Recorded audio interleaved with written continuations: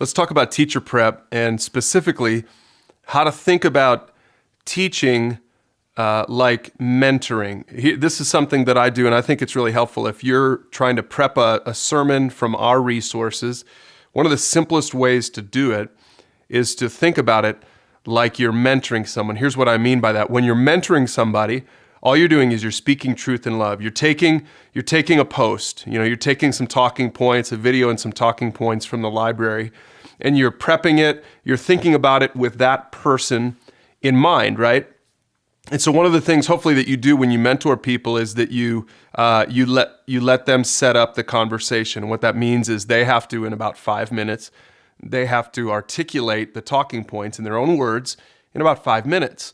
Well, a sermon is a lot like extended mentoring, because what it is, maybe you have 25 or 30 minutes to articulate those talking points.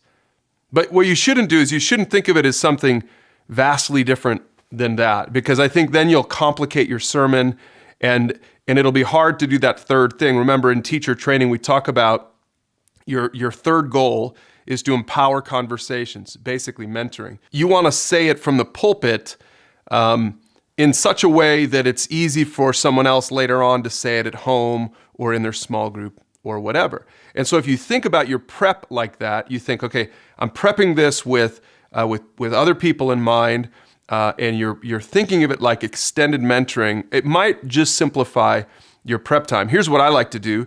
I'll print out the article that we're preaching on. I'll watch the group video, the 5-minute group video. I'll print out the article, and then I'll just mark up that article, and I'll use those as my talking points.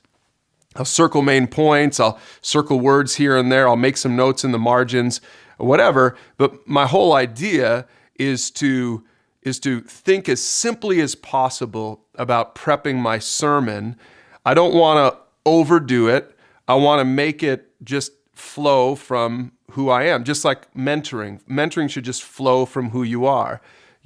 So think about your sermon prep that way. It might make a huge impact, not only on how you prep your sermon, but also on how the sermon just flows from you when you're up there in the pulpit.